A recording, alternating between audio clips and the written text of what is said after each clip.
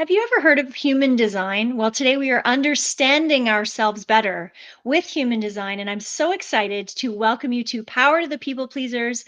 My name is Amy Ballantyne, and with me is Tiffini Jacobs, an expert in human design.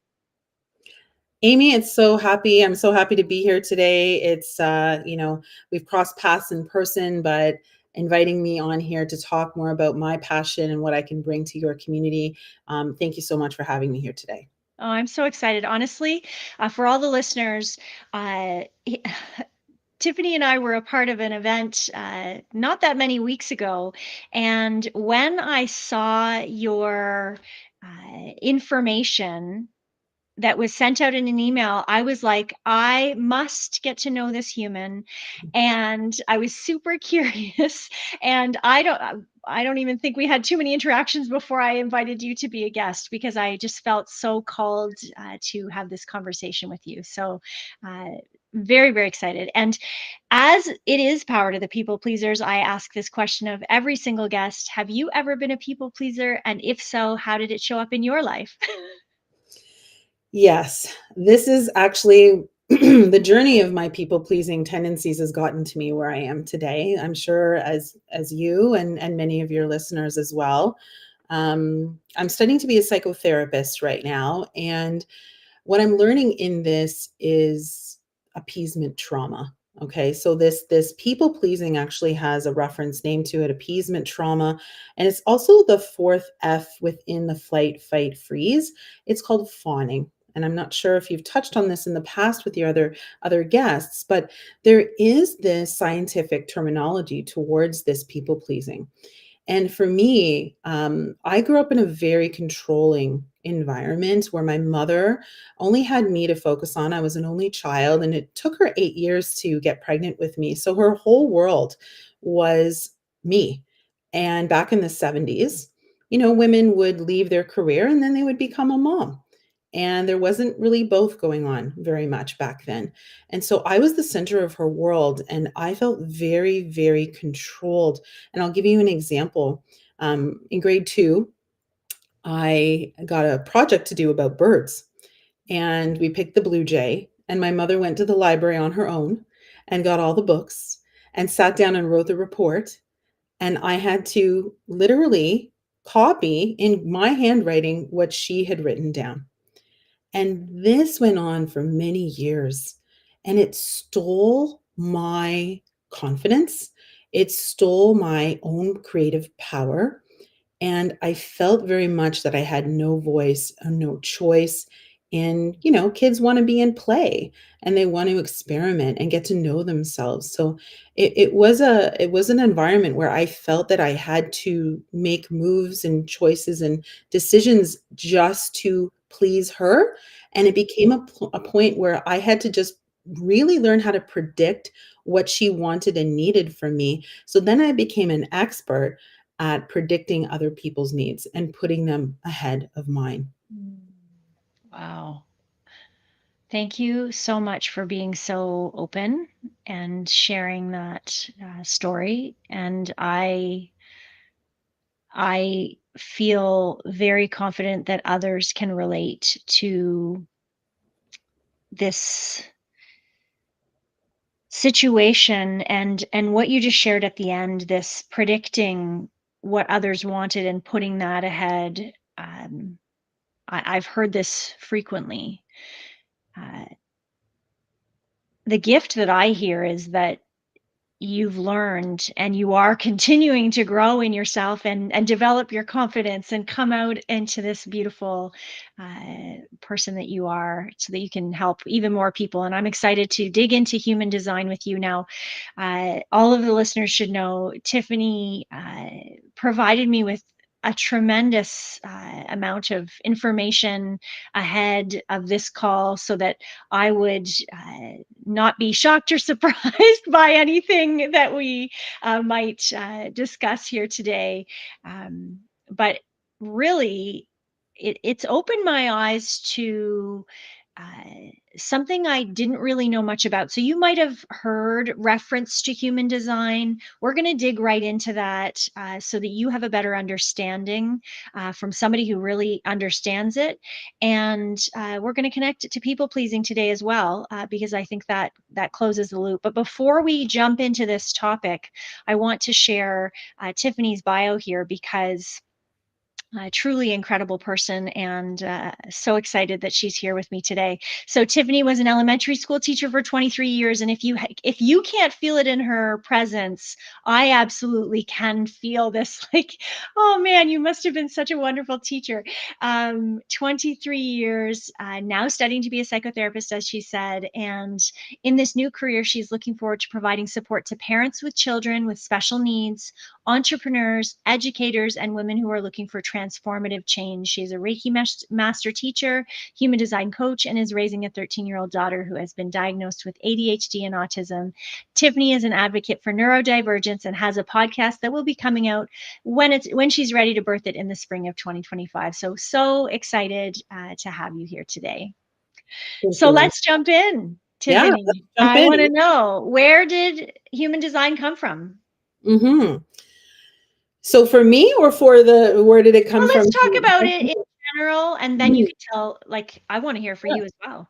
absolutely. So let's just give the listeners a little bit of background, because I'm sure there are people who have never heard of this before, and some people who might have heard about it a little bit, and maybe some people who are more adept. So human design is a modern day spiritual science, and it's based in four ancient sciences, one being the Kabbalah, the tree of life, one being the I Ching, which is called the Book of Changes from China. The other is astrology, that most people are familiar with, and the chakra system. And so when you put all four of these beautiful ancient sciences together, which are already enough as they are, you put them together into one science, and it's called human design. It's how we are designed to be human. And so when I found human design, it was during COVID. I had already done some Reiki Master, some Reiki training for myself. And my daughter's autistic diagnosis in 2014 really kind of sparked my burnout. It sparked my people pleasing to the nth degree. And I really had to do some work on getting out of that survival mode and not trying to fix her or change her or cure her. It was a very deep place I was in. And around 2017, I hired a life coach. I started healing my receptive abilities and really understanding this science of human design. It came in about 2019, 2020. And man, oh man, those moments in time, Amy, when something hits you in your life and it lands in your lap and it just opens up so many doors and windows to this aha moment that you've had. And I found out that I was what we call a 6-3 sacral generator. And within that 6-3 lies our profile. It's like our camera lens that we put on our auric field. And basically, human design is a map of our energy body since we were born. And this map is with you even before birth. It's about our soul's contract. It's about the karma that we've come here to choose to align with and move on into a different way, into, depending on what your listeners believe in or not, in terms of bringing light to a new way of living. And, when I found out my intricacies in my design, it was not just confirmation for me, but it was transformation, and it was my permission slip to be my most authentic self, and to step into my job as a role model, with my sixth line as a role model and a teacher, but not just in the confines of the classroom. And Wow. so, what happened to many educators during COVID was very traumatic. Teaching, moving from teaching in this beautiful community of students in your classroom to then teaching in your basement, or Yeah. and also trying to get your children to learn too, if you had children. It was very chaotic, and it woke up a lot in me to say, what am I doing here? And I am a teacher by nature, but my audience doesn't just have to be children in the four walls of a classroom. And so this awakening within me I started this business. I started my design business in human design. I started to teach Reiki, and this alivening spirit came, this infinite nature within me started driving the bus. Wow.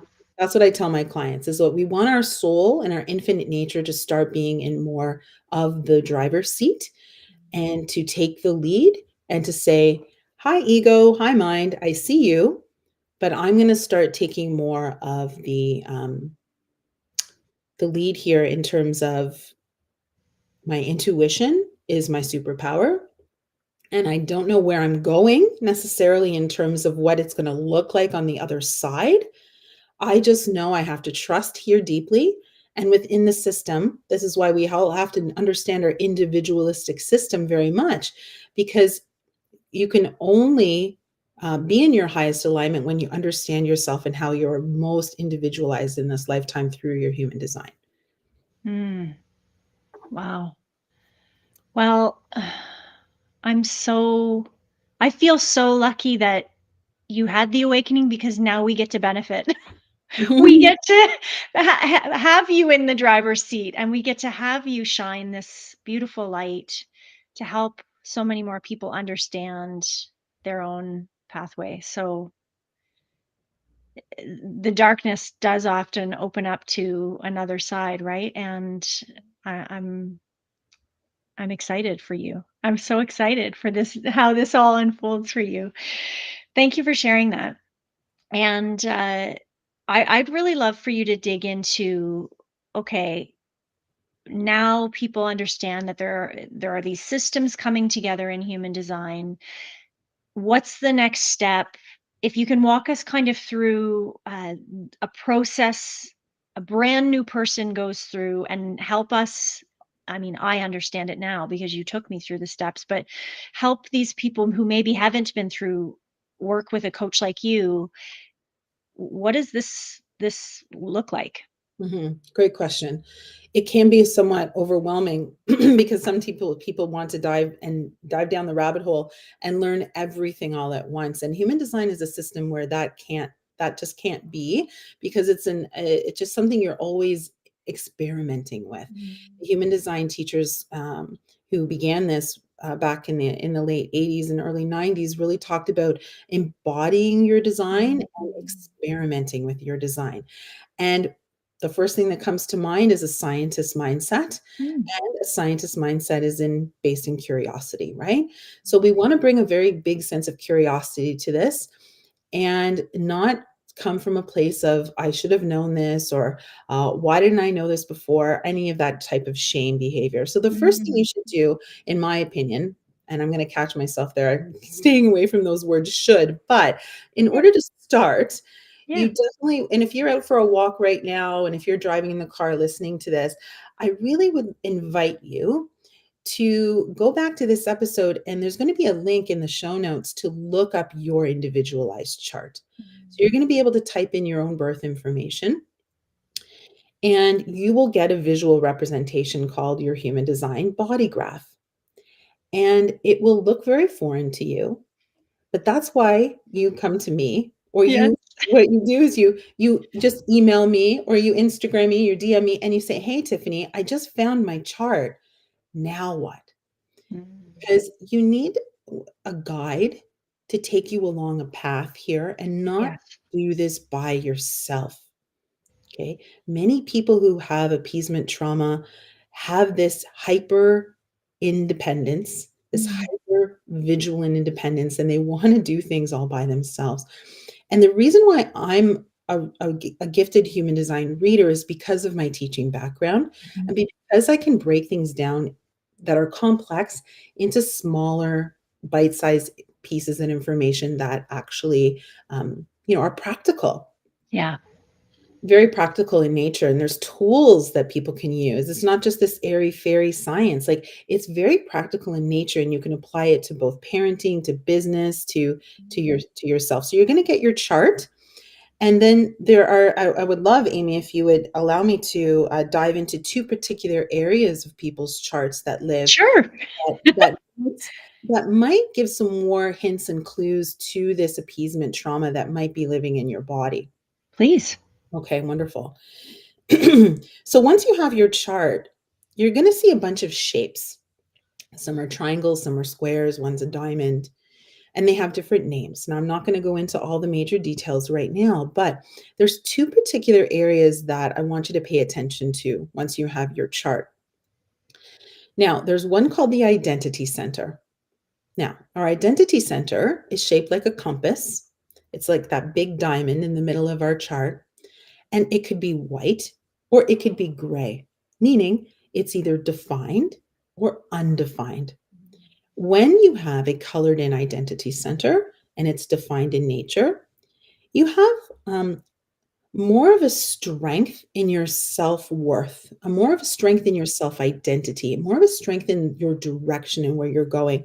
And when it's also defined, you're here also to help guide other people. That's one of your gifts and strengths, is to guide other people in their direction in their life and to also boost their self-esteem and their love for self. And so when you have a white center, an undefined center, you have a center, an energy center that's more in receivership, and you're more affected by the outside environment, about messages that are coming in that you've heard in your past, possibly about who you are and and where you should be going. So for example, a person who is, maybe an immigrant coming to Canada, feel very, very strong about having to live up to their parents' expectations. Um, and we want to make sure that it's not just your background or your social conditioning that caused this people pleasing trauma. It's also living in your design. So Mhm. people can be quite susceptible, more so than others. This is why we need to understand ourselves on a very individualistic level and kind of get ahead of it and know this, I'm more susceptible to this, I'm more sensitive to this. So what kind of boundaries can I put in place? The second area of our chart that I would argue leads to some more people pleasing is our emotional center.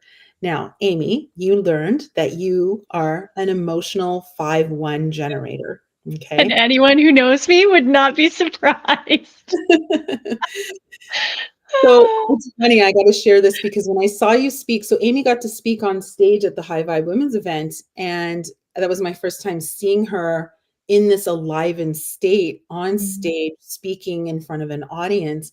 And I saw, witnessed, and I already had her design already, like in my heart there, sitting watching and seeing her, your emotional depth that you brought to that stage. So I was able to witness that. It's amazing to witness it when people, are living it and embodying it. So you, Amy, if I could use you as an example, Sure.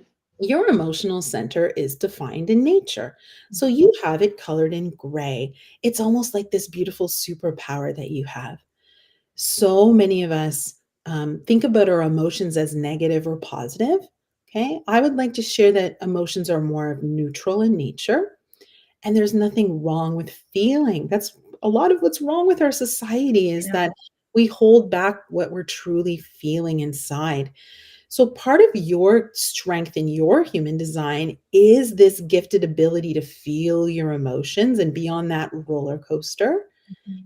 And your decision making is you're meant to wait 24 to 48 hours before you make a decision, for a few reasons. One, you want to make sure the universe is sending you more information about this decision. You also want to wake up the next day and be like, I'm just as excited about this. It wasn't just a passing thing. When you Mhm. get caught in those infomercials and you go down that rabbit hole, Yeah. you make that impulsive purchase, right? It's like, oh no. Yeah. Well, but your emotions are so strong within your body, but they're a superpower. So when people have an undefined emotional center like me, I tend to make other people's feelings mean something about me. You have more of a gift to be very strong in your emotional sense and not take on other people's feelings. Now, your social conditioning can play a part in that, but Mhm. when you have an open, an undefined emotional center, which is white in color, which is this triangle that is off to the right-hand side in your chart, if you're looking at it, you want to get curious about it, it's white or gray. And I tend to, in my design, make other people's feelings my responsibility. Mhm. Okay. So I have more tendency to change the way I'm acting based on other people in my environment, which then fuels this appeasement trauma, this people Yeah. pleasing as well. Mhm. Wow. That you just helped me have an aha moment there. Thank you. So I'm going to try and recap, and you tell me if I'm off, please, so we get this right. Is then the identity center linked to the appeasement? Is that what I'm hearing? It is absolute. I think any area in our chart can be, but I've Okay. pointed out 2 in particular Yes. that are much more sensitive to this Right. appeasement trauma in my opinion. The Wow. identity center, so Right. that's that diamond that's living in the middle of your chart. You wanna see if it's And the white or emotional. gray, and the Yeah. emotion, which is that triangle that's off to the, right. Right. Okay. My goodness. Okay. So you mentioned then from this appeasement trauma perspective, or fawning as the other, F in the flight, fright, freeze combination there. You did mention boundaries. What other strategies or recommendations do you have when you are reading through someone's information, their design, to support them if they are they identify as a people pleaser and they no longer want to be that? What guidance would you give them? Mhm, mhm. Great question. So this word boundaries is thrown around so often. I'm sure it's come up on your podcast very often. For me, for me, boundaries are about what do you value and what do you prioritize? And one of the things that I will start my readings with, so my readings are 2 hours long, and I go really in depth with people, and we get to know each other, and I get to know what your heart and your mind might be trying to, birth for you in a new transformative self-awareness. So what I tend to do is guide people to a timeline of joy. So Yeah. some women cannot tell me what excites them or lights them up, or because they have spent so long prioritizing everybody else. And so we go back to childhood and we think about a time when time just stopped. What were you doing? What did you love doing? And maybe we can't bring, for me, it's swimming. Like, if we can't swim every day, it's not realistic, in where I live. But can I bring that feeling back into my body? Can I sit in silence and envision and feel what it felt like to be floating, calm, quiet, and in flow? Mm. Those are those feelings. So we go back, we do that in the reading, and I also look at people's purpose, which is called their incarnation cross, and we talk about, their individual purpose in this lifetime. And so that helps them focus in and Mm. not be so, like, willy-nilly about, "What am I supposed to do?" And it's not just this open question. It gives them something to hang their hat on and focus on to then be able to step forth in their highest alignment. Mm. I have to just say, okay, there's so many words that you are using here that are just connecting so deeply with my heart. The timeline of joy. I literally was talking about this yesterday with a with a corporate group, and I actually shared what you were talking about. Connected the dots connected for me recently that I've been saying.